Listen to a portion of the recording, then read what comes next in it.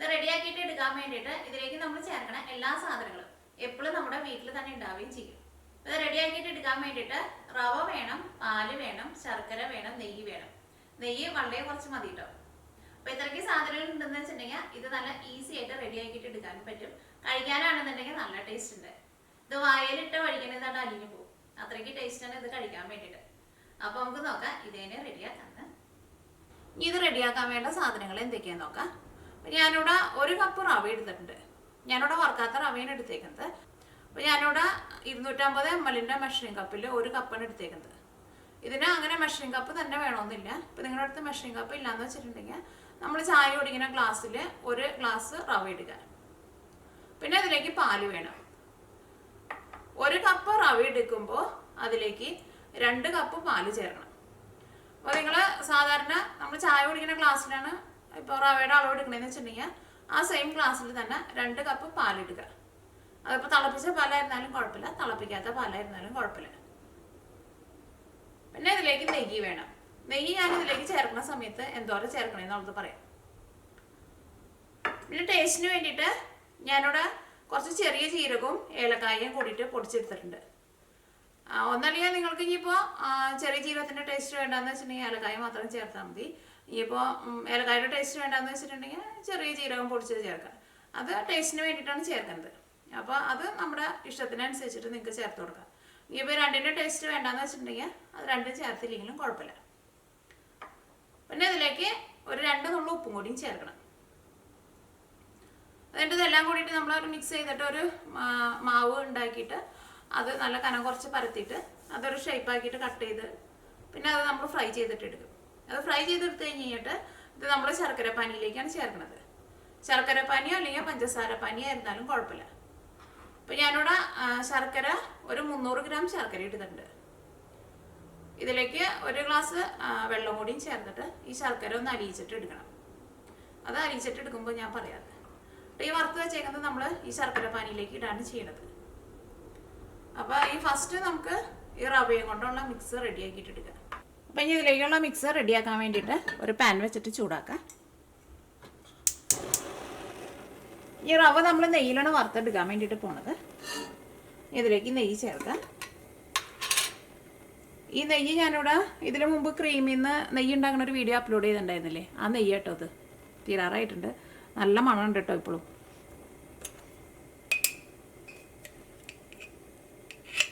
ഇത് ഞാൻ ഫ്രിഡ്ജിൽ വെച്ചിട്ടുണ്ടായിരുന്നില്ല, പുറത്ത് തന്നെ വെച്ചിരുന്നേ. അപ്പോൾ അതിലേക്ക് നെയ്യ് ചേർക്കാം.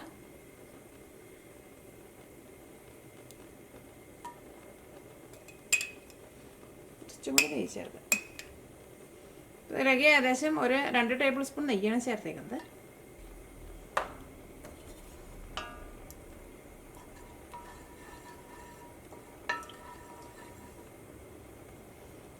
ഇനി ഇതിലേക്ക് 1 കപ്പ് റവ ചേർക്കാം.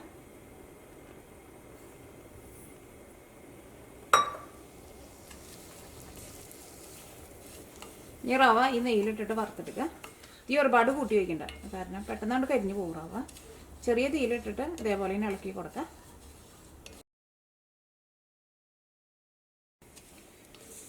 ഇനി റവ നെയ്യിലിട്ടിട്ട് വറുത്തെടുക്കുക. ഈ റവ നമ്മൾ വറുത്തിട്ടെടുക്കുമ്പോൾ ഇത് നന്നായിട്ട് മുരിഞ്ഞിട്ട് ഈ റവയുടെ കളറ് മാറാൻ വേണ്ടിയിട്ട് നിൽക്കണ്ട. കളറ് മാറുന്നതിന് മുമ്പ് തന്നെ നമുക്ക് ഇതിലേക്ക് പാല് ചേർക്കണം. ഇതിലേക്ക് കുറച്ച് ഉപ്പും ചേർക്കാം.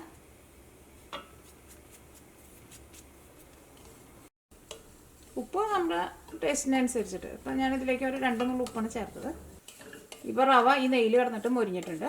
അപ്പോൾ ഇതേപോലെ തന്നെ എടുത്താൽ മതി കേട്ടോ, റവയുടെ കളറ് മാറണ്ട. എന്നാൽ റവ നമുക്കിങ്ങനെ ഇളക്കുമ്പോൾ നമുക്ക് അറിയാൻ വേണ്ടിയിട്ട് പറ്റും.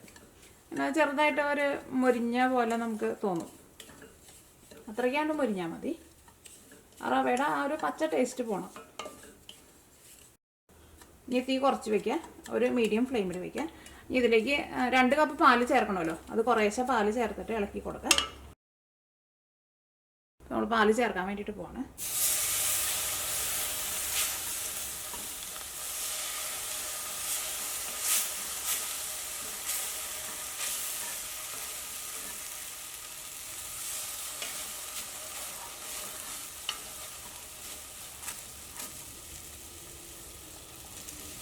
ഇപ്പോൾ 1 കപ്പ് പാലായിട്ട് ചേർത്തത്. ഇനി 1 കപ്പ് പാലും കൂടിയും ചേർക്കണം.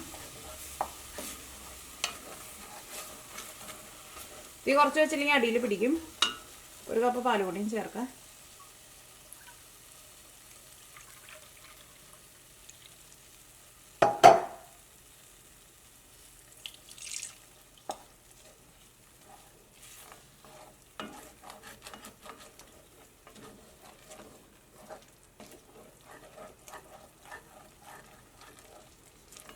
ഇനി തീ പതുക്കെ ഒന്ന് കൂട്ടി വയ്ക്കുക.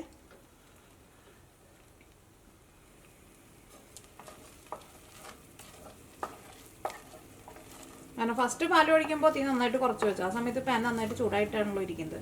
പിന്നെ നമ്മൾ പാൽ ഒഴിക്കും തോറും ഇതിൻ്റെ ചൂട് കുറഞ്ഞുകൊണ്ടിരിക്കും. അപ്പോൾ അതനുസരിച്ച് നിങ്ങൾ തീ കൂട്ടി കൊടുക്കുക. അപ്പോൾ ഇതിലേക്ക് 2 കപ്പ് പാലാണ് ചേർത്തത്.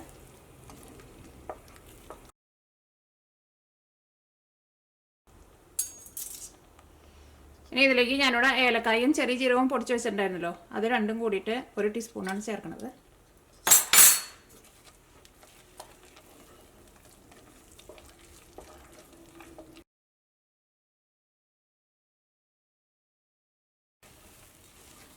ഇത് പാത്രത്തിൻ്റെ അടിയിലൊന്നും പിടിക്കരുത് കേട്ടോ, നിങ്ങൾ പ്രത്യേകം ശ്രദ്ധിക്കുക. അടിയിലൊക്കെ പിടിച്ചിട്ടുണ്ടെന്ന് വെച്ചിട്ടുണ്ടെങ്കിൽ അതിൻ്റെ ടേസ്റ്റിന് വ്യത്യാസം വരും. പിന്നെ ഇതിൻ്റെ കളറൊക്കെ അങ്ങോട്ട് മാറിപ്പോവുകയും ചെയ്യും.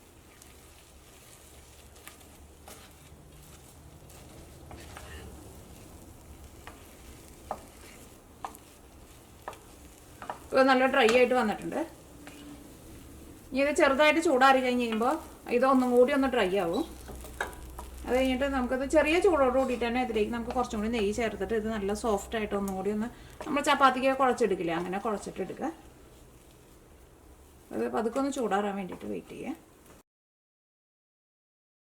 പിന്നെ നിങ്ങൾ ആ പാത്രത്തിൽ നിന്ന് പകർത്തി വെച്ചോ. അതിനകത്ത് തന്നെ ഇരുന്നിട്ടുണ്ടെങ്കിൽ ചൂടും കൊണ്ട് ഇരുന്നിട്ട് ഒന്നും കൂടി അങ്ങോട്ട് ഡ്രൈ ആയിട്ട് പോകും. അത്രയ്ക്ക് അങ്ങോട്ട് ഡ്രൈ ആയിട്ട് പോകണ്ട.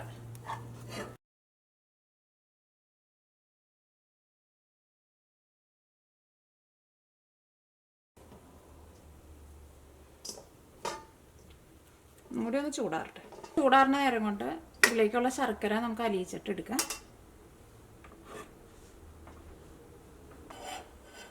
അപ്പോൾ അതിന് വേണ്ടിയിട്ട് ഒരു പാൻ എടുക്കുക. ഇതിലേക്ക് 300 ഗ്രാം ശർക്കര ചേർക്കുക.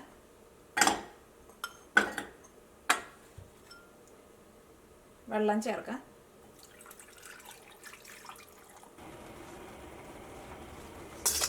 ഇപ്പോൾ ഇത് ചെറുതായിട്ട് ചൂടാറിയിട്ടുണ്ട്. ഇനി ഇത് കൈ കൊണ്ട് നല്ല സോഫ്റ്റായിട്ട് കുഴച്ചിട്ട് എടുക്കാം.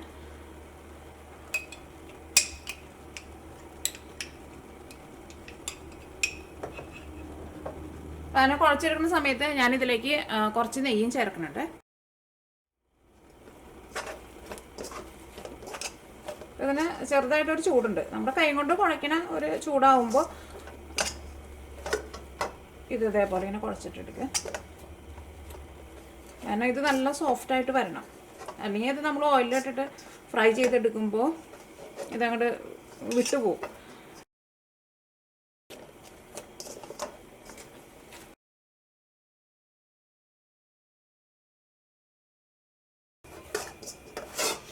നല്ല സോഫ്റ്റായിട്ട് കുഴച്ചെടുത്തിട്ടുണ്ട്.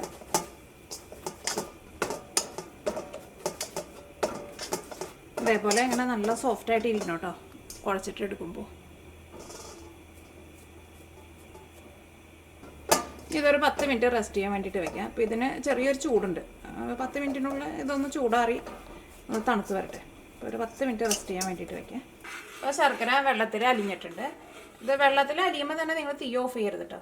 അത് നമ്മൾ കയ്യിൽ ഇങ്ങനെ പതുക്കൊന്ന് ഊതാം, അല്ലെങ്കിൽ കൈക്ക് ചൂട് കിട്ടും. എന്നിട്ട് ഇങ്ങനെ തൊട്ട് നോക്കാം. അപ്പം എന്നിട്ട് ഇതേപോലെ ഇങ്ങനെ ചെറുതായിട്ടൊന്ന് ഒട്ടണ പോലെ വരണം. ഇങ്ങനെ നൂൽപ്പരുവാകാൻ വേണ്ടിയിട്ട് നിൽക്കണ്ട കേട്ടോ. ജസ്റ്റ് ഇങ്ങനെ കഴിയുമ്പോൾ നമുക്കിങ്ങനെ ഒരു മെഴുക് പോലെ നമുക്കിങ്ങനെ തോന്നണം. അത് നമ്മളിപ്പോൾ കറക്റ്റ് ഇത്രയ്ക്ക് ശർക്കരയും ഇത്രയ്ക്ക് വെള്ളം എടുത്തിട്ടുണ്ടെന്ന് വെച്ചിട്ടുണ്ടെങ്കിൽ ഈ ശർക്കര ഒന്ന് മെൽറ്റായി കഴിഞ്ഞിട്ട് ഒരു ചെറിയ തീയിൽ ഒരു 5 മിനിറ്റ് ഇട്ട് വെച്ചിരുന്നാൽ മതി. അപ്പോൾ ഇതേപോലെ വരും.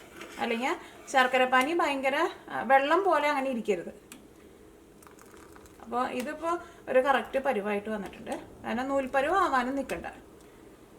ഈ തീ ഓഫ് ചെയ്യുക. ഇതിലുള്ള ശർക്കരയാണെന്ന് വെച്ചിട്ടുണ്ടെങ്കിൽ നിങ്ങൾ ഈ ശർക്കരപ്പാനി ഒന്ന് അരിച്ചിട്ട് എടുക്കണം. ഇപ്പോൾ ഈ ശർക്കരയിൽ കല്ലില്ല കേട്ടോ. അപ്പോൾ ഇത് കുഴച്ചിട്ട് നമ്മളൊരു 10 മിനിറ്റ് റെസ്റ്റ് ചെയ്യാൻ വേണ്ടിയിട്ട് വെച്ചിട്ടുണ്ടായിരുന്നു. ഇത് നല്ല സോഫ്റ്റായിട്ട് വന്നിട്ടുണ്ട് കേട്ടോ. നമ്മൾ കയ്യിൽ പിടിക്കുമ്പോൾ നല്ലൊരു സോഫ്റ്റ് ബോൾ പിടിക്കുന്ന പോലെയുണ്ട്. ഇതിൽ നിന്ന് പകുതി എടുക്കുക, പകുതി നീക്കി വയ്ക്കുക. ഫസ്റ്റ് പകുതി പരത്തിയിട്ടെടുക്കുക.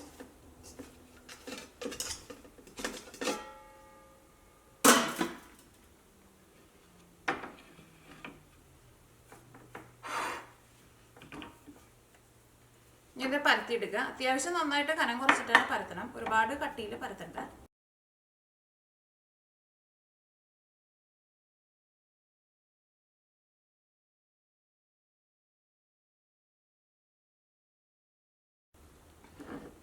ഇത് കനം കുറച്ചിട്ട് പരത്തിയെടുത്തിട്ടുണ്ട്. പക്ഷേ ഈ സൈഡിലൊന്നും അത്രയ്ക്ക് കനം കുറഞ്ഞിട്ടില്ല. പക്ഷേ ഈ സൈഡിൽ നിന്ന് ഞാൻ കട്ട് ചെയ്യണില്ല കേട്ടോ. അത് നമുക്ക് പിന്നെയും എടുത്തിട്ട് രണ്ടാമതൊന്നും കൂടി പരത്തിയിട്ട് കട്ട് ചെയ്തിട്ട് എടുക്കുക. അപ്പോൾ ഒരുപാട് വലുതായിട്ട് കട്ട് ചെയ്തിട്ട് എടുക്കണ്ട.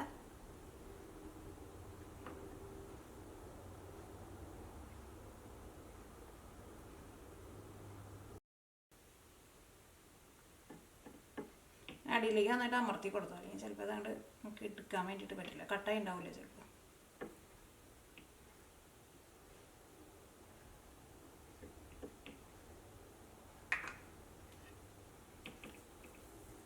ഇനി ബാക്കിയുള്ളത് ഇതേപോലെ ഇങ്ങനെ മാറ്റിയെടുക്കുക. അപ്പം ഇതും ഇതേപോലെ തന്നെ ഇനി പരത്തിയിട്ട് ഇങ്ങനെ കട്ട് ചെയ്തിട്ട് എടുക്കണം.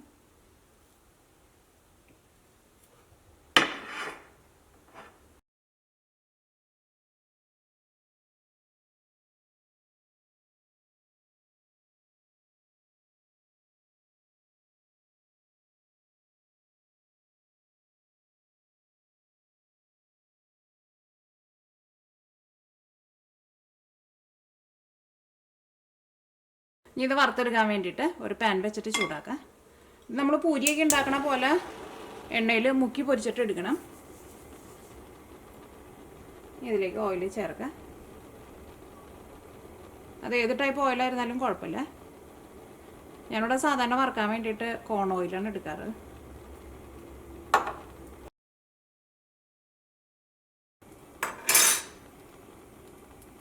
ഇത് ഓരോന്നായിട്ടിടുക.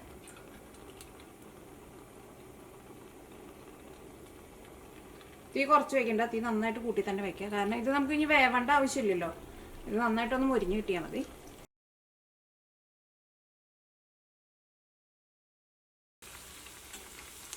ഇപ്പോൾ നല്ല ഗോൾഡൻ കളർ ആയിട്ടുണ്ട്. ഗോൾഡൻ കളർ ആവണത് ഓയിലിൽ നിന്ന് എടുത്ത് മാറ്റാം.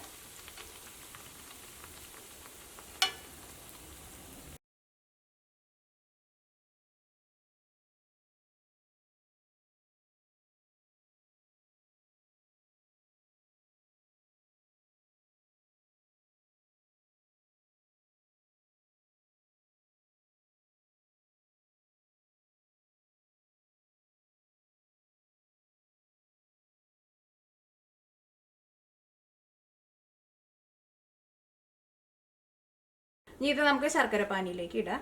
അപ്പോൾ ശർക്കര പാനിക്ക് ഒരു ഇളം ചൂടുണ്ട്, നല്ല ചൂടോട് കൂടിയിട്ട് ചേർക്കരുത്, ഒരു ചെറുതായിട്ട് ഒരു ചൂട് മതി. അപ്പോൾ ഞാനിവിടെ കുറേശ്ശെ ഇട്ടിട്ടാണ് ഈ ശർക്കര പാനിയിൽ നിന്ന് എടുത്ത് മാറ്റാൻ വേണ്ടിയിട്ട് പോണത്.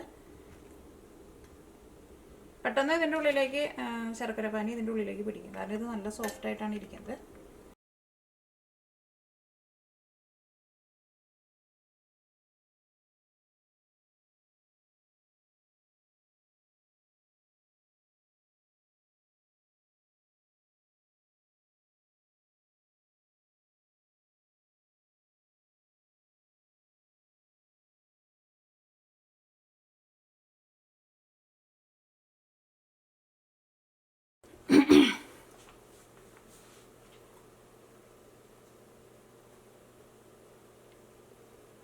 അപ്പോൾ നമ്മുടെ റവയും കൊണ്ടുള്ള തേനപ്പം റെഡി ആയിട്ടുണ്ട്.